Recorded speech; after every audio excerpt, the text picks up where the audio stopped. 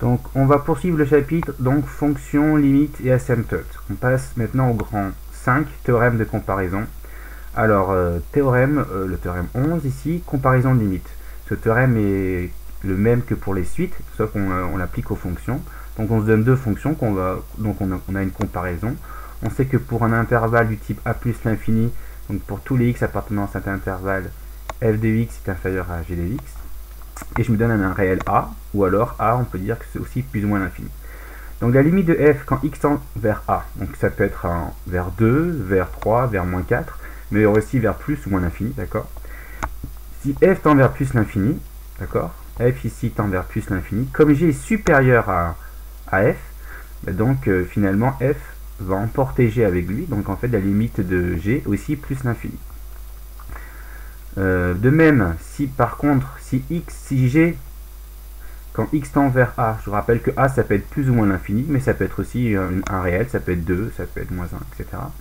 Donc quand la limite quand x tend vers a de g de x est égale à moins l'infini, d'accord, si ça tend vers moins l'infini, comme f est inférieur, d'accord, sur l'intervalle, donc forcément f était par contre emporté par g, parce que comme il lui est inférieur, donc si lui est moins, si c'est tend vers moins l'infini, par conséquent f aussi.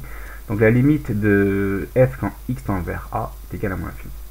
Vous pouvez écrire, vous mettez pause à tout moment. Ensuite on passe au deuxième théorème, c'est le même que pour le type de théorème des gendarmes. Si vous avez donc cette fois-ci trois fonctions définies sur un intervalle du type a plus l'infini, et vous avez une limite, enfin vous avez un la réelle, et un, pareil, un réel, ou alors a c'est plus ou moins l'infini.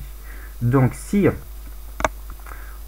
on a cette comparaison là sur les trois fonctions sur l'intervalle i, donc g est plus petit que f qui est plus petit que h sur l'intervalle i, donc si g tend vers L quand x tend vers a, si h tend vers L quand x tend vers a, je rappelle que a c'est soit un réel, 2, moins 5, ce que vous voulez, moins de 3 quarts, ça peut être aussi plus ou moins l'infini. Donc si h tend vers L aussi, donc si là ça tend vers L et à droite aussi ça tend vers L quand x tend vers a, alors le théorème de gendarme dit que quand la limite de f quand x tend vers a c'est aussi L, d'accord. Finalement les deux fonctions coincent la fonction f et elle n'a pas d'autre choix que de tendre vers la même limite que ce qui l'encadre, c'est-à-dire L. On va passer maintenant à un exercice méthode. Donc nous avons vu dans le grand 4, donc limite de fonctions composées, comment démontrer que la limite en moins l'infini d'exponentielle était 0, d'accord.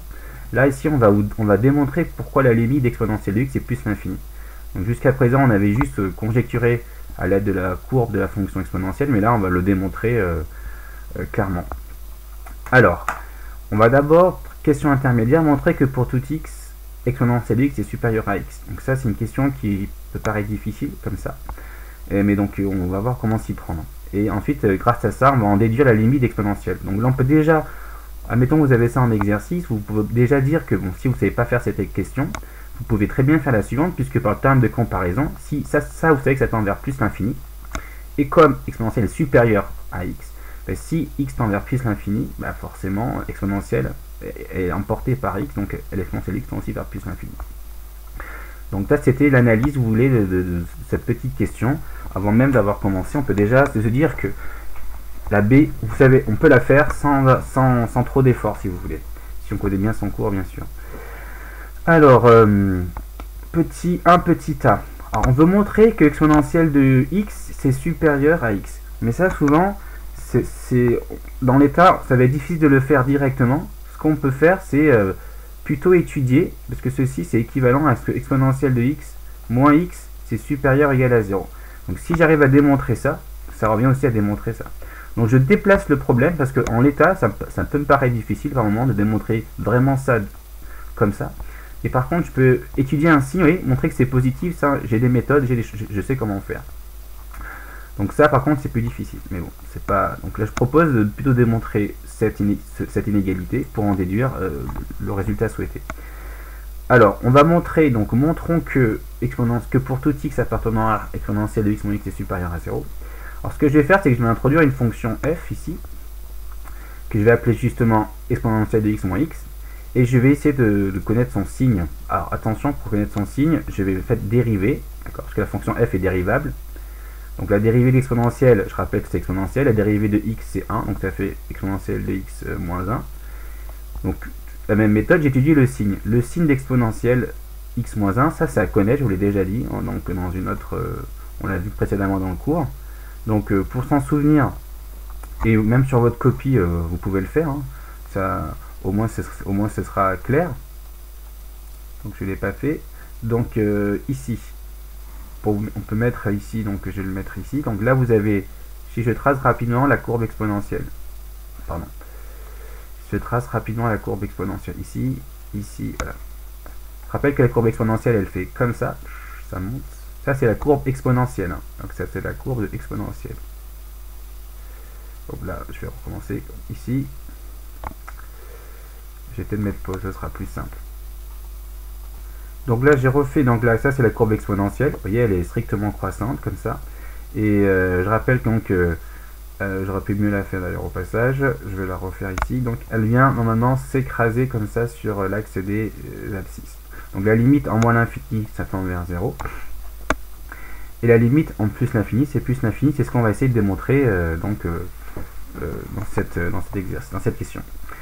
Donc je vois bien que, je pense que pour expliquer le signe de exponentielle de x moins 1, vous voyez bien que si je suis supérieur à 0, d'accord, si je suis supérieur à 0, mon exponentielle de x est supérieur à 1, d'accord. On peut écrire ici que pour tout x appartenant à R+, d'accord, exponentielle de x, lui, est supérieur à 1, parce que exponentielle de 0, ça vaut 1, et après, comme c'est croissant, ça sera forcément plus grand que 1. Donc, quand exponentielle de x moins 1, c'est donc positif. Ok. Donc là, je mets plus, et donc à droite, je vais mettre moins. Donc, vous voyez bien que si je suis plus petit, donc x appartient à R-, donc moins l'infini 0, l'exponentielle de x, elle est plus petite que 1. Donc si ça c'est plus petit que 1 entre moins l'infini et 0, d'accord, donc forcément, exponentielle de x moins 1, c'est négatif. Donc une fois que j'ai le signe de f', d'accord, une fois que j'ai le signe de f', ben, j'ai donc les variations de f, et là c'est une manière de trouver, que c'est positif, puisque je vois que le minimum de f sur moins l'infini plus l'infini c'est 1. Donc d'après le tableau de variation, pour tout x, f de x il est supérieur ou égal à 1, d'accord, il ne peut pas être en dessous de 1, vous voyez bien avec des variations. Donc ça veut donc dire qu'exponentielle de x moins x, qui est f là, est supérieur à 1, et ça veut donc dire que exponentielle de x, finalement, si je suis plus grand que 1, je suis plus grand que 0, et si je suis plus grand que 0, ça veut donc dire qu'exponentielle de x est supérieure à x. Voici comment j'ai démontré la question petit a ici. Maintenant, si on regarde la petit b, comme je vous l'ai dit avant de commencer la correction, bah, tout simplement par comparaison. Donc vous avez la limite de x, c'est plus l'infini. Vous savez que pour tout x appartenant à R, exponentielle de x est supérieure à x, donc bah, exponentielle de x est emportée par la limite de x. Donc d'après le terme de comparaison, la limite d'exponentielle de x, quand x tend vers plus l'infini, est plus l'infini. Voici comment utiliser un terme de comparaison. Et on peut, voilà. Ensuite, petit 2. Là, pareil que pour les suites. Dès que vous voyez du cosinus et de la limite, donc déjà je rappelle que cosinus, comme ça, peu importe ce qu'il y a dans le cosinus de x carré plus 1 n'a pas de limite. Vous pouvez l'écrire, je ne vais pas l'écrire, mais ça n'a pas de limite. Mais par contre, je peux l'encadrer. Ça, c'est vraiment l'idée qu'il faut toujours, il faut avoir en tête. Donc ça peut servir ou pas servir, mais au moins l'avoir en tête que c'est peut-être ça qui va pouvoir résoudre certaines difficultés. Donc ça c'est important, ça, d'accord. Alors maintenant, je pars de là, et au milieu d'une inégalité, je vais essayer de reconstruire donc la fonction g. Donc d'abord, je vais diviser ou multiplier par 1 plus x carré plus 1. Je peux le faire parce que c'est positif, ça ne va pas changer le sens des inégalités là. X carré plus 1 c'est positif, et la fraction donc elle est aussi. Et une fois que j'ai ça, je ajoute 5 de chaque côté, d'accord. Donc là j'ai bien ma fonction g au centre de mon inégalité. À gauche j'ai une fonction, à droite j'ai une fonction. La fonction de droite, à gauche pardon, la fonction de gauche, elle, comme 1 sur x carré plus 1 ça va tendre vers 1 sur x carré plus 1 ça tend vers 0. Donc le tout tend vers 5. À droite, pour la même raison, 1 sur x carré plus 1, ça tend vers 0, donc ça tend vers 5. Donc d'après le théorème des gendarmes, on peut en conclure que la limite de g de x, c'est-à-dire de 5 plus cos carré plus 1 sur x carré plus 1, ça tend aussi vers, pas plus l'infini, pardon, je vais me relire, c'est 5. Pardon, ça c'est 5 ici. Donc on aurait pu écrire ici, attention, que la limite pour ce petit x carré plus 1, quand x tend vers plus l'infini, ceci, ça vaut, je vous rappelle, au passage, 1 sur l'infini, plus l'infini. Et je rappelle que 1 divisé par l'infini, donc si vous divisez 1 par un très grand nombre, on se rapproche de 0, d'accord? D'où pourquoi à gauche et à droite, la limite finalement c'est 1 moins 0, 5 moins 0 c'est 5, et 5 plus 0 c'est 5, d'accord? Voilà, terminé.